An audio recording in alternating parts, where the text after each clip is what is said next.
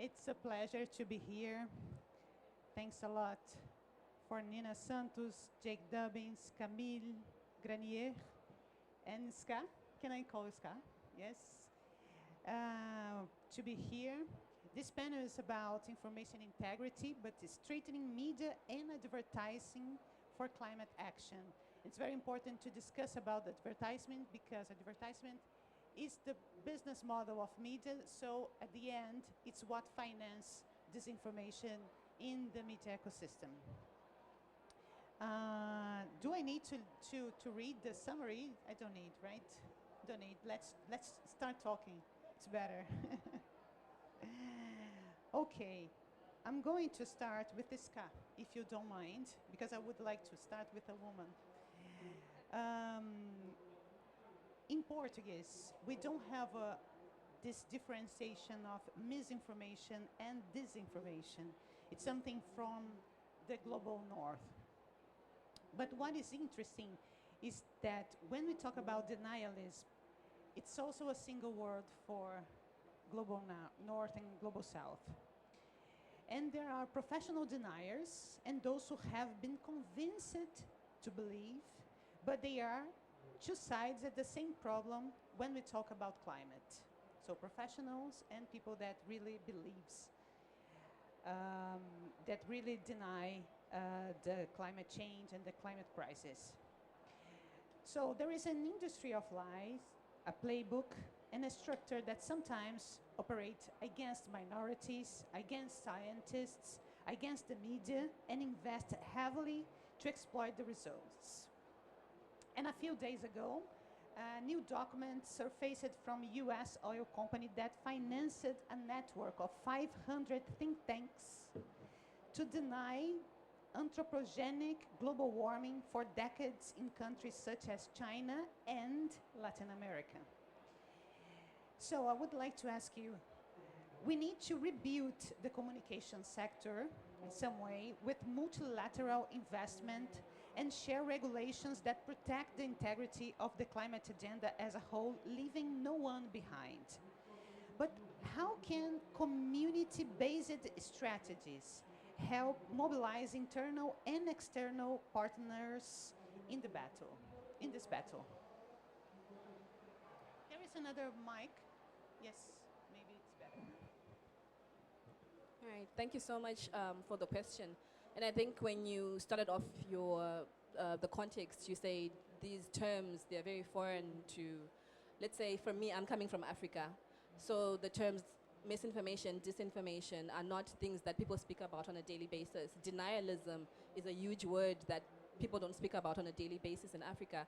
And so I think for social movements and communities to actually understand, it helps if the messaging is shaped in narratives or in ways that they already know and understand. It also helps if they are part of the solution or the movements, because I'm more likely to listen to a young person who looks like me, who has the same skin tone, who has the same context as me, because that messaging is something that's familiar to me. So I think that's something that's very important, that if we want these conversations to go further, if we want to include people from the global south, we need to include them right from the beginning. We need to speak in a way that they understand and share information in ways that they understand. So break down the big words, break down the big terms, and then see how it goes from there.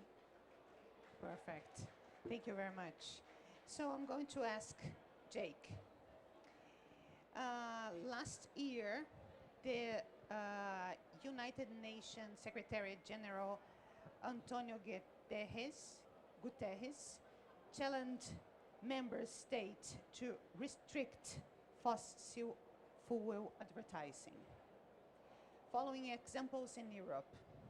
But in many countries where ads regulation already exists, digital advertising is simply not auditable, right? And even scams and frauds are promoted every day.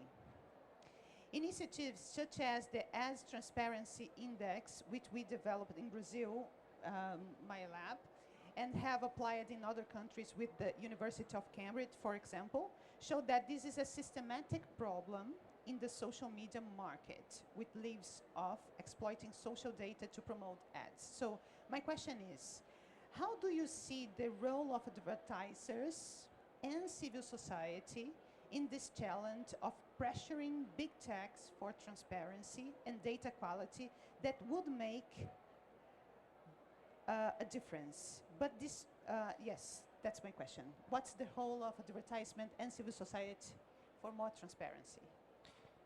I think the advertising ecosystem and industry is one of the least transparent supply chains we have globally.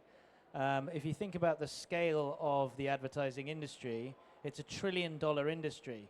Just to put that into context, the entire global wind industry is less than, well, it's about 100 billion at the moment, so it's a tenth of the size. And so obviously, you know, the ambition of the COP is to triple renewables and so on, but, you know, this is a huge industry that is shaping everybody's reality. It's incredibly opaque, and what that means is that there is an awful lot of legal but harmful content, so disinformation about extreme weather, disinformation about climate solutions, denialism and so on, that is monetized by big brand advertising. And so that literally is the business model. You know, legal but harmful is the business model because it can basically be served with more ads. And it's not just climate, there is suicide content being monetized, there is self-harm content being monetized, there is vigilante violence content being monetized across not the social media platforms, let's call them what they are, they're advertising platforms, they're not social media platforms anymore. So I think advertisers have a right and want to understand where their advertising is appearing. We have one global healthcare organization who sell toothpaste and painkillers and so on. They literally found their advertising on 280,000 websites globally, and they had to hack into their own system to do that. So they had no idea that all these websites were monetizing, you know, had their ads on. And when they restricted that, they've restricted it to then about 2,000. Guess what? They saw no change in their performance. In fact, their effectiveness of their ads actually went up. So this is a business model where the tech platforms are often marking their own homework, and it's in the advertiser's incentive to actually, you know, ask questions. And that's where the declaration came in yesterday. So the declaration of governments, but also through civil society, there's a call to advertisers on literally policies on advertising transparency and accountability. That's going to be critical because it means that advertisers can literally see where their ads are appearing. It's based on the global principles for information integrity. And, you know, we're going to build out this thing called the Charter of Principles for Accountable Climate Advertising. And the central point on that is data availability. So for researchers, for NGOs to be able to understand this problem, but also for advertisers in transparency of advertising placement, but also the creator economy. So there's an amazing group of creators here doing an amazing job to explain what's going on here at the COP. But there are also an awful lot of creators that are spreading disinformation that are part of advertising revenue share schemes within the big tech platforms. And there needs to be advertising libraries globally where everybody can see the scam ads, the fossil fuel ads, how much is being paid, who's the targeting, where are these ads coming from. And then finally, there's lots to this, but disclosure as well. Disclosure through the supply chain as well is vital. It's absolutely vital that we know who's representing people like fossil fuel ads and so on. So data and transparency through this incredibly opaque supply chain is so important. And I totally agree with Scar on that. I think we should just call it the lies economy. Very interesting. And only one question more. Why do you think the market accept and put so much money in platforms that they cannot measure the return, they cannot measure what's happening, and what we know is that a very toxic environment. Why everybody's putting every day much more money, put money. They don't stop putting money in a so opaque market?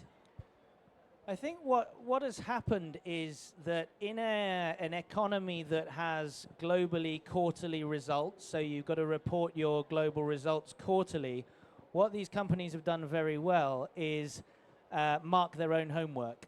So the ability to report on reach and engagement in the short term is incredibly effective for some senior marketers to then show, look what I'm doing, rather than measuring the very long term. I also heard a term recently that I thought was fascinating. So it was recently discovered, Reuters came out with a report saying that Meta knows, because these are internal documents, that 10% of its revenue comes from scam ads.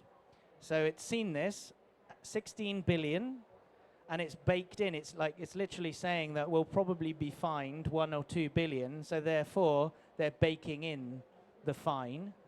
And so the term I heard was something called FOFO. You know the term FOMO, fear of missing out? This is called fear of finding out. So some of the chief financial officers who have literally sat whilst this incredibly opaque system is, and they're piling money in, if they literally uncover the stone, they're actually frightened of finding out how much money has been wasted over the last 2, 3, 4 years. And brands are not finding that these things are very effective. There's an amazing study in the UK saying that brands, the data says that brands are spending 3 times as much as they should on social media platforms on broad effectiveness measures that aren't just the tech platforms marking their own homework. So there's lots to that. Yes, and each day there's more scams using illegally some brands. They need to put more money to save their reputation with ads. So it's a cycle that never ends. Camille, a question for you. How can we build more democratic information ecosystems where people can see their reality represented without depending on sensationalist lens or the smoke screens that still guides many media initiatives?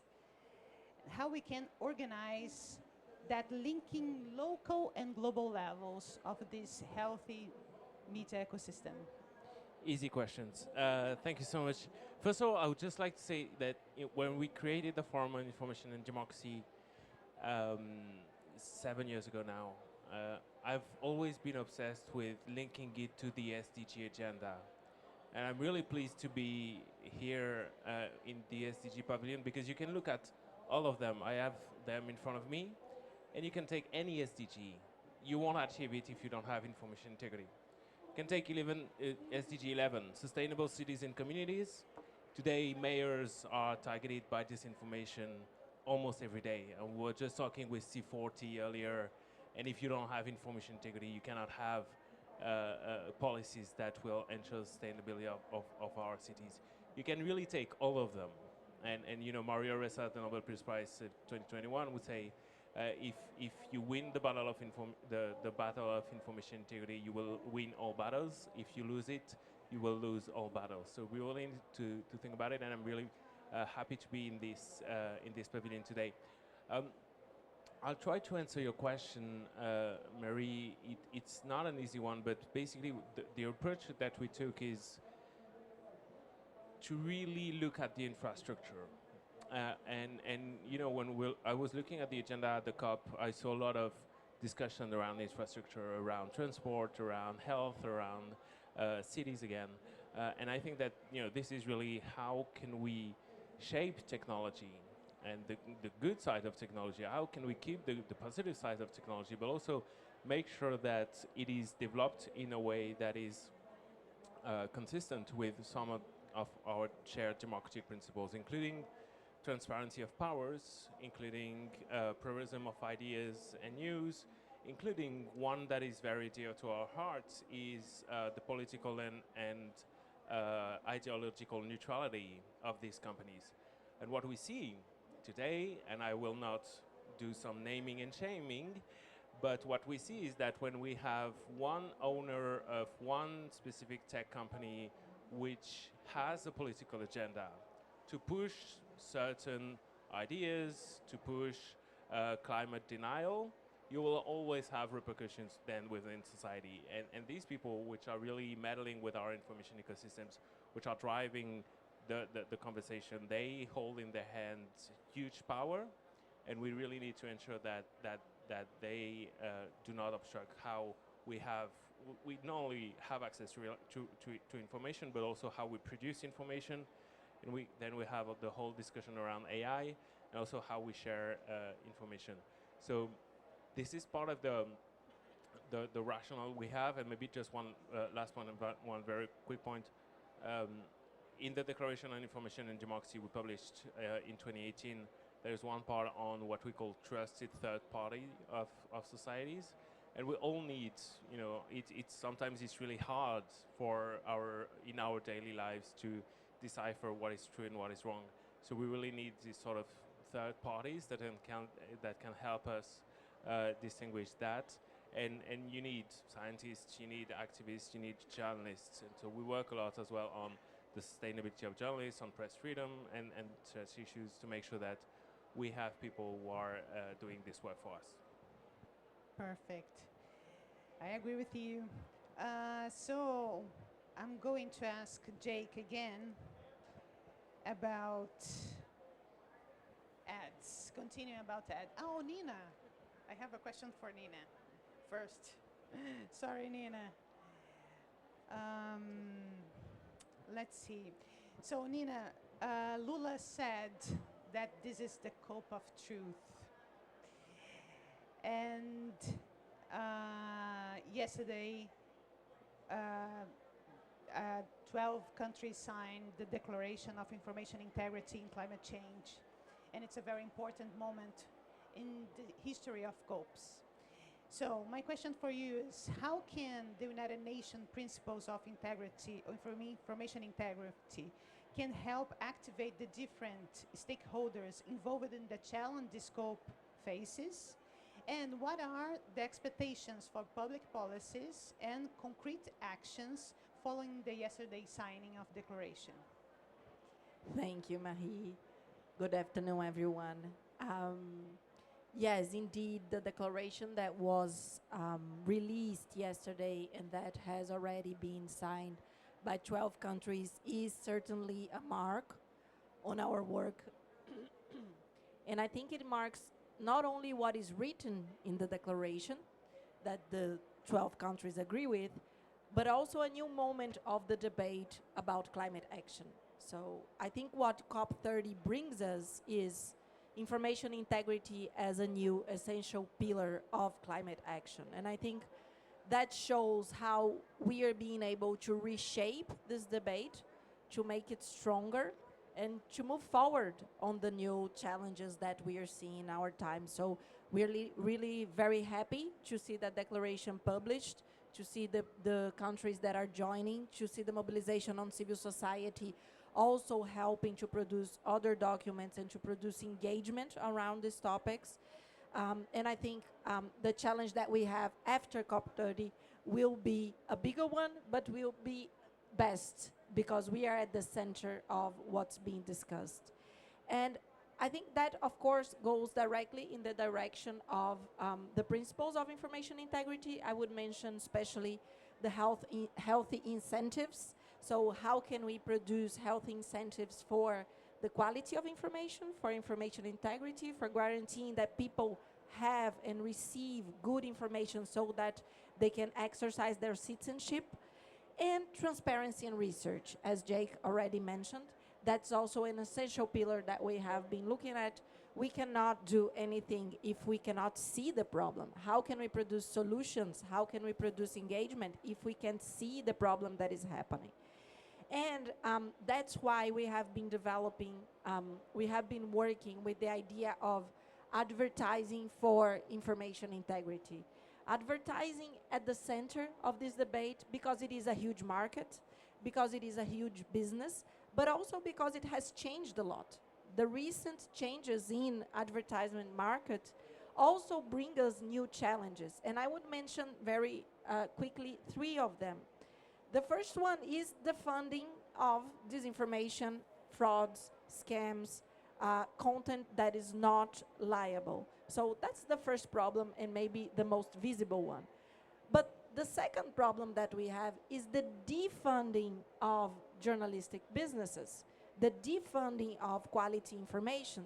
So we not only have advertisement that is producing incentives to problematic content, but we also have these same advertisements that are not going to the good and quality content. So that's a second challenge that we're facing. And the third one are the social media platforms that have a huge part of its profit that comes from these advertisement markets over which we have no transparency. So I think those are the main challenges that we are looking at. And what we are trying to do with the declaration, with the work of the Brazilian government, with the work of the COP presidency, UN, UNESCO, UNFCCC, and all the partners that are involved, including, of course, universities and civil society, is first trying to build commitments of advertisers, of platforms, of the different social stakeholders that are involved in this system so that we can move forward on guaranteeing that we have an advertisement market that can at least do a little bit of incentive for information integrity. That's not what we have today. But we are also moving on a second front, which is understanding the role of state as an advertiser. The state is also an advertiser, and it's also doing advertisement online. So we are trying to build and to update the rules so that the states can use advertisement to help to feed a healthy information ecosystem. So I think those are the main fronts that we have been working on nationally, and of course also putting a lot of energy on the international coordination. No, this is very important. The state needs to be the gold standard of the advertisement policy. Iska, for you again, a systematic review of the scientific literature on climate information integrity led by IPIE indicated that greenwashing advertising is more frequent in countries with weaker environmental regulation. On the other hand, it's hard to regulate without strong public support, which is why movements like Kick Polluters Out are so important. So thinking about the social mobilization needed to put pressure on these greenwashing practices by large industries, what has the experience of social movements been like in Africa context? All right, thank you. So you'll find most of the greenwashing campaigns that you see that come through to Africa, they're disguised as presence. We're creating jobs, we're creating opportunity, right? And so if you tell someone you're creating jobs and opportunity for them, obviously they're going to follow whatever it is you tell them. And you say, so at Kick Polluters Out, what we saw was we needed to flip the script. We needed to understand how advertising works from a creative perspective and not necessarily a corporate perspective. So what we do is we work with young people, we work with creatives who are able to then demystify or change the language that corporates use to greenwash and to help other communities to understand what we're doing. So I think that in itself has really worked, that if you break down the information, if people understand it from a personal context, and then you then share it with greater communities, there's more buy-in in that way, because you can't really fight against people who are offering opportunity, who are offering jobs, who are offering a good life, and you're saying, but they're not doing it in the right way, and this is why, and this is what you should do about it. Perfect. So Jake, more than greenwashing, we have the problem of AI and deep fakes and everything. So do you believe that the sector already being affected can make a difference with AI? Because the sector is affected by that, right?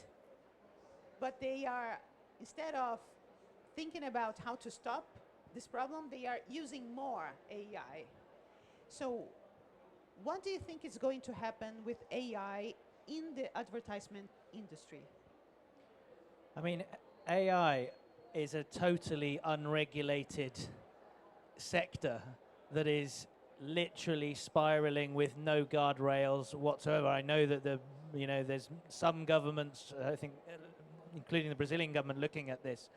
But if you look at the kind of dissemination and the ease and the cost of spreading disinformation through AI and through imagery is going to exponentially increase the spread of disinformation and what's called AI slop. The other thing that's coming, if you look at obviously the history, we all probably remember when social media was actually quite nice and you kind of got in touch with a sort of aunt that you might not have seen for a while and some friends that live abroad and so on. You know, the large language models are about to become monetized. So OpenAI is currently looking for its monetization leads, which basically means the attention economy that I was talking about is coming now to OpenAI. So obviously, you know, the incentive there is to keep you there for longer. So if Claude and OpenAI and ChatGPT, for example, their job is to keep you there for longer so more ads can be served. That's the lesson of history of what happened with the social media platforms. By the way, I know obviously WhatsApp is incredibly popular here in Brazil. That is also monetization, and ads are also coming to WhatsApp as well. When Meta or Facebook, as they were, bought WhatsApp, they promised not to do that. That will happen. But I think to Camille's point as well, you know, this is also going to mean the pressure on journalism and quality media is unbelievable. If now with Google AI Overview, the real estate on search, Google are positioning themselves as an answers company now, not a search engine. And so they will provide the answers, so you will not need to click off to the great journalism and special interest media. There are companies beginning to sue Google in anti-monopoly cases in the US. And then also just finally on AI, you know, the carbon and water use of the data centers needed for artificial intelligence are off the scale. I read something recently that just in the US, the data centers are looking like the equivalent of 22% of American households by 2028. So if you are increasing your energy use on a fossil fuel economy in order to serve the attention economy, we are going to see big increases in emissions from that sector as we try and drive down emissions from the energy transition that everybody's trying to do here. So again, there is no real regulation on this, and there needs desperately to move much, much quicker than we have done on regulation on the advertising businesses that are previously called social media platforms. And do you have any idea how the regulation needs to be, the direction it needs to take about AI, talking about advertisement, to regulate content?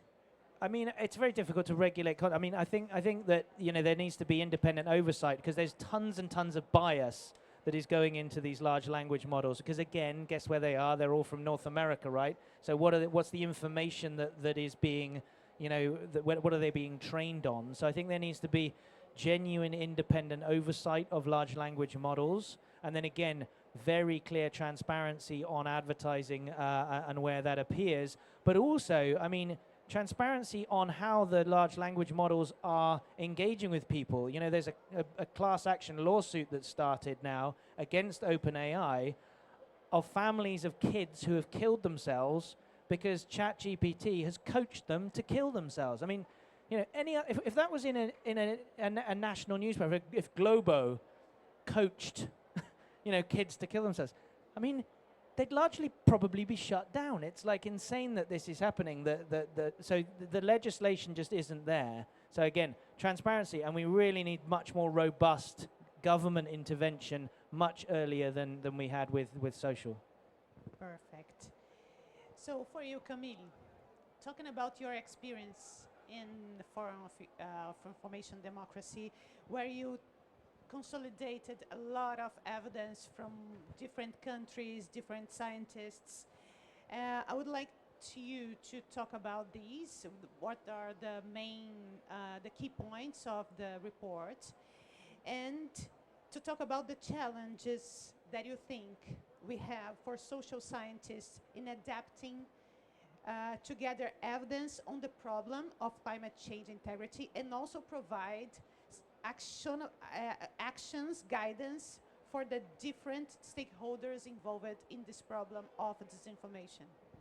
Why do I have all the complicated questions? Very quickly. I just like, I think yeah we need to speed up, but very quickly on the regulatory agenda, when we have laws and it's already very hard to pass laws, we need to implement them, and we have very bad news from the EU right now with the omnibus and the dismantling, which is presented as simplification, but is basically tearing apart everything that we've done over the past 5 years. And on your point around social scientists and the research, something that we've seen is that we actually know very little of what's happening. You know, getting back to Jake's points on the opacity of all that, and we have one article in the Digital Services Act. I don't want to get too technical, but we have one article, Article 40 of the DSA, which sets how researchers should have access to more data from platforms. This is not really implemented. We've been waiting 3 years. We've been waiting 2 years for the Delegated Act, and now we're waiting for everything to be shaped up. And I don't think we can afford to be waiting so long to really implement, I mean, design the regulation and then implement them. So this is some of the findings that we got with the Observatory on Information Information and Democracy, and also the power imbalance that we have. We're facing billions